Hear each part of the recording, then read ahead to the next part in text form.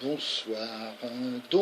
Comme je vous en ai parlé hier sur ma vidéo de présentation, on va parler de l'évasion fiscale, ce qui est appelé également optimisation fiscale, ce qui arrange beaucoup certaines entreprises, notamment les plus importantes, puisqu'en fait elles ont tendance à avoir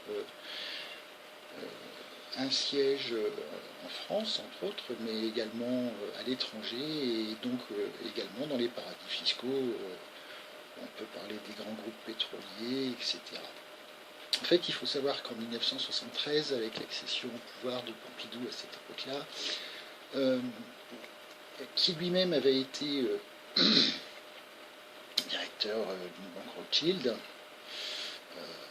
il a obligé les États à acheter de l'argent sur les marchés financiers, c'est-à-dire acheter de l'argent aux banques et arrêter de faire fonctionner la planche à billets. Ce qui nous a conduit là où on en est aujourd'hui, c'est-à-dire avec une dette qui est de l'ordre de 2 milliards,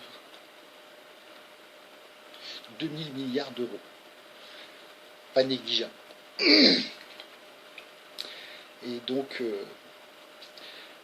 ce qui donne lieu aujourd'hui à une espèce de course en avant un peu folle.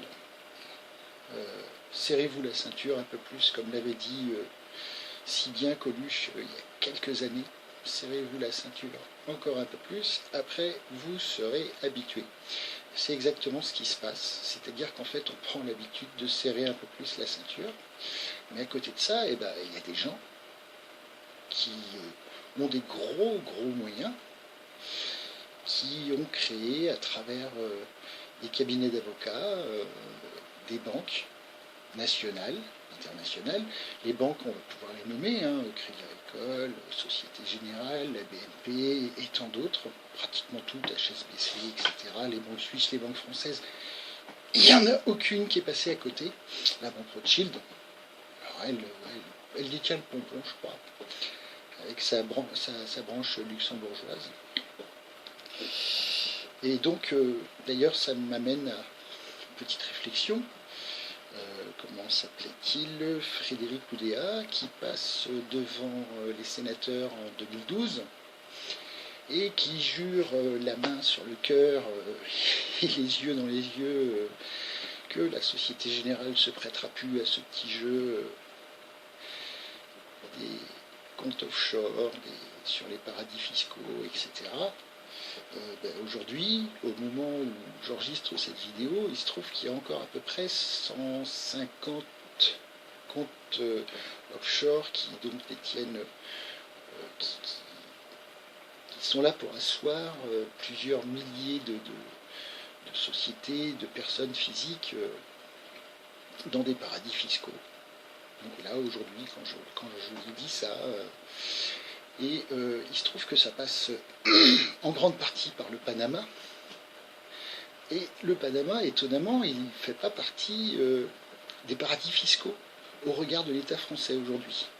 C'est-à-dire que tout le monde sait que depuis des années et des années, le Panama, c'est l'une des principales plaques tournantes des paradis fiscaux. Elle n'est pas sur la liste, enfin, il n'est pas sur la liste des paradis fiscaux au regard de l'État français aujourd'hui. Alors, les capitaines d'industrie qui n'ont pas l'obligation, enfin, ils ont l'obligation de publier leurs comptes et de les rendre accessibles à tout le monde, sauf que s'ils payent une amende de 1500 €, ce qui est dérisoire et ce qu'ils font très facilement, ils ne sont pas obligés de publier leurs comptes. Ce qui fait qu'on se retrouve avec un tas de sociétés, des grosses PME et des industries très importantes qui n'en ont rien à foutre de payer 1500 € d'amende. Ça me fait bien rigoler. Et donc, ces grands patrons qui ferment des entreprises, qui licencient des personnes à droite et à gauche, qui laissent sur le carreau des milliers de familles à travers toute la France, qui sont rémunérés, mais de façon ignoble, à coût de millions d'euros par mois, ces gens-là n'ont aucun scrupule à optimiser la fiscalité de leurs entreprises et de leur patrimoine personnel. Alors, ça a donné lieu à quelques gros événements médiatiques tels que le chirurgien devenu ministre Cahuzac, pour ne pas le nommer, ainsi que sa femme, Michel Platini, enfin Balkany et tous ceux dont on a entendu parler. Ils sont tous à mettre dans le même panier. Et ils sont tous à mettre dans le même panier, mais tout ça, toujours avec l'accord de nos gouvernants. C'est-à-dire que nos gouvernants sont capables de voter en catastrophe une loi pour qu'on ait l'état d'urgence. Par contre, ils sont obligés d'attendre le mois de septembre de l'année suivante pour mettre le Panama sur la liste des paradis fiscaux qu'il faut éviter absolument. Et qu'on arrête de se foutre de la gueule du monde. Ces gens qui nous dirigent, alors ne nous dirigent plus, c'est-à-dire qu'en fait, ils sont juste des pantins, et puis quelques banquiers qui sont au-dessus, là, ils sont en train de les animer, et puis leur dire, toi tu fais ça, toi tu fais ça. Mais c'est exactement ce qui est en train de se passer, en fait. Si on regarde bien ce que nous a dit notre ministre des Finances récemment, à travers une émission que j'ai trouvée intéressante, oui, on va attendre le mois de septembre, parce qu'au mois de septembre l'année dernière, le Panama, il nous avait dit que, et puis ils l'ont pas fait. Donc ils sont obligés d'attendre un an. C'est curieux ça. En un mois, ils sont capables de prendre la décision d'aller balancer des bombes à droite et à gauche. Par contre, ils sont obligés d'attendre un an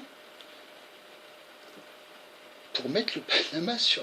Mais qu'on arrête de se foutre de la gueule du monde. C'est ce qui se passe tous les jours. C'est effarant. Et on continue à parler de l'évasion fiscale.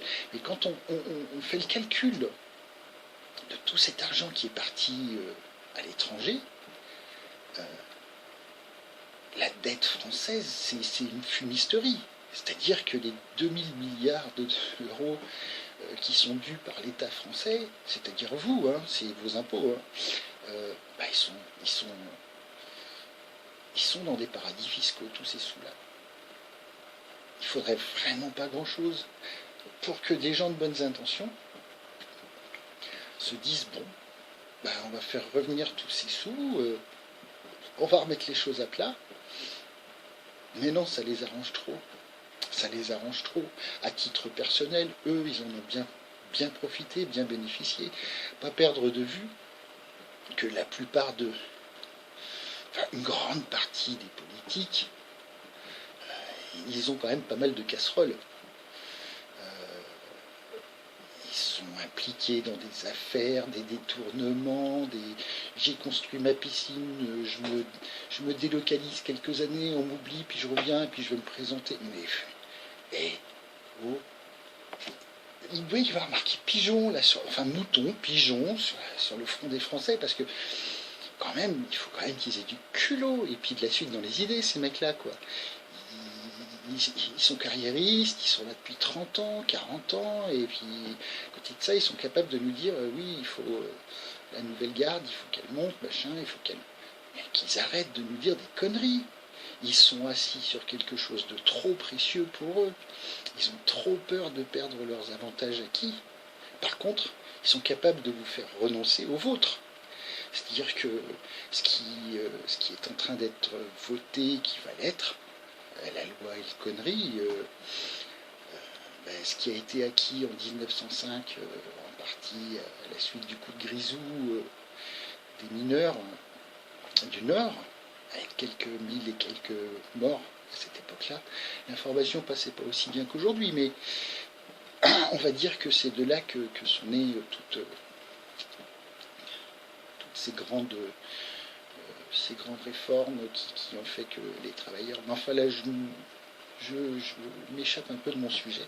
Tout ça pour dire qu'en fait, c'est toujours ces patrons qui dirigent, ces patrons, ces banquiers qui dirigent, qui mènent le jeu, qui mènent la danse des politiques. Et nous, on va continuer à voter pour ces gens-là. Mais il faut arrêter de voter pour eux, il faut arrêter de voter, tout simplement. Il faut consommer intelligent, il faut court-circuiter le système tel qu'il est. Puis alors, à la tête de l'Europe, on a une horreur qui a été élue sans que personne n'ait à voter pour lui. Jean-Claude Juncker, président des premiers ministres luxembourgeois, président des banques luxembourgeoises. Les Panama Papers, ça fait 30 ans qu'il sait ce que c'est. Et c'est ce mec-là qui est en train de nous dire que on va faire le traité TAFTA, machin, et que les peuples, ils n'ont rien à dire. Ça devrait vous inquiéter un petit peu quand même, ça, je pense. Il faut creuser un peu, quoi. Il faut creuser. Donc on parlait d'évasion fiscale. L'évasion fiscale, c'est pas tout jeune, ça fait des années et des années qu'elle est organisée par les gouvernements successifs. Aucun n'a fait vraiment le nécessaire. C'est-à-dire qu'il y a quelques années, pour défiscaliser, il fallait acheter un yacht et puis l'envoyer en Martinique, en Guadeloupe. Il était défiscalisé à 50-70%. Et donc toutes ces lois successives qui permettaient la défiscalisation, c'est-à-dire quelque part détourner de l'argent public, ou alors le soustraire à l'impôt, envoyer soi-disant pour aider les îles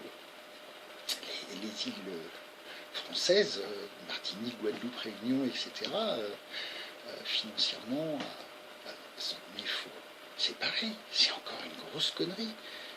Les populations là-bas, elles n'ont pas profité un seul instant de cette soi-disant manne financière. Pas un seul instant. Par contre, ceux qui en ont profité sont, une fois de plus, les gros capitaines d'industrie qui ont acheté un bateau, qui ont défiscalisé. Et puis, au bout de 5 ans, là-bas, ils le faisaient revenir, ils le revendaient, ils faisaient une belle plus-value. Ni vu, ni connu. Et ça se passe encore aujourd'hui, puisque on n'allume pas son ordinateur sans voir la loi Pinel défiscalisée à partir de 2500 ou 3000 euros. Enfin, peu importe. Mais c'est tout le temps, depuis 30-40 ans, que les gens qui sont un tout petit peu curieux peuvent aller voir sur Internet. Demain, on peut ouvrir une société offshore, c'est assez simple. On vous fait un package pour 1500 euros. Et puis, ça vous permet de blanchir de l'argent sale, de blanchir des fonds qui ne sont pas très nets, ou alors qui ont été obtenus sur le dos d'un tas de salariés qu'on a foutu au chômage parce qu'on a fermé telle ou telle usine, ou alors parce qu'on l'a vendu à des fonds de pension américains, ou que sais-je.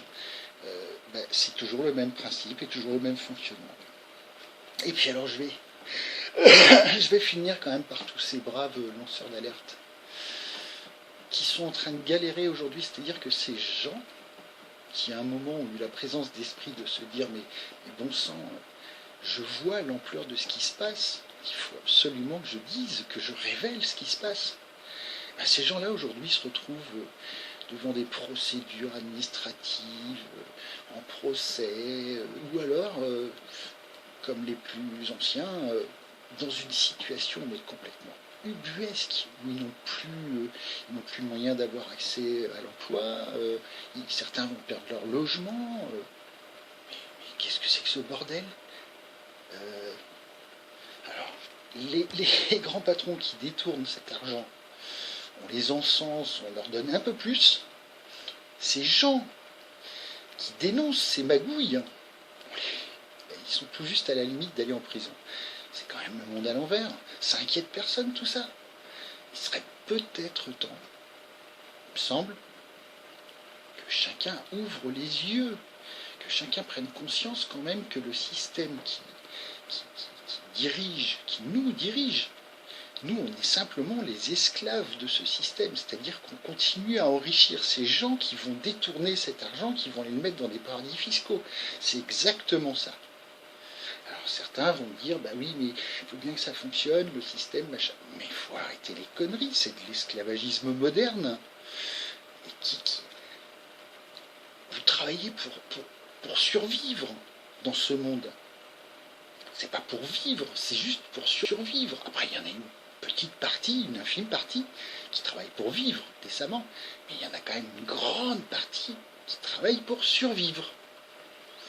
Et puis, c'est toute petite partie qui, elle, travaille pour amasser des sommes colossales, qui vont permettre d'acheter des politiques à droite et à gauche, qui vont permettre de continuer leur magouille en toute tranquillité à travers le lobbying et autres, puisque encore cet été, quelques lois ont dû passer en catimini de façon à ce que ces politiques soient préservés dans un avenir assez proche de ce qui risque de leur tomber sur le coin du nez. Et je pense que ça leur ferait quand même pas mal de bien, en fait, de se rendre compte de ce qui les attend. Parce que ça va leur arriver, ça va leur tomber sur le coin du nez. Et voilà. Donc, en conclusion, les banques dirigent nos politiques et dirigent le monde à leur façon. Et je crois que j'ai à peu près fait le tour de la question. Mais bon, si vous avez des suggestions, des idées, ou que je me suis planté quelque part, n'hésitez pas à me le dire ou à me l'écrire. J'en prendrai bonne note, et puis peut-être que je ferai un rectificatif. Néanmoins, pour donc mon intervention sur l'évasion fiscale, l'optimisation fiscale, ce sera tout pour ce soir. Par contre, la prochaine fois, je vous parlerai d'un sujet qui m'a beaucoup intéressé pendant l'été, le Burkini. Qu'est-ce qui nous fait chier, les journalistes, pendant ces semaines d'été avec le Burkini. Ils n'ont vraiment rien d'autre à se mettre sous la dent, c'est pathétique. Donc ça, ce sera mon prochain sujet. Voilà, je vous souhaite une bonne journée, bonne soirée, selon le moment où vous visionnerez cette vidéo.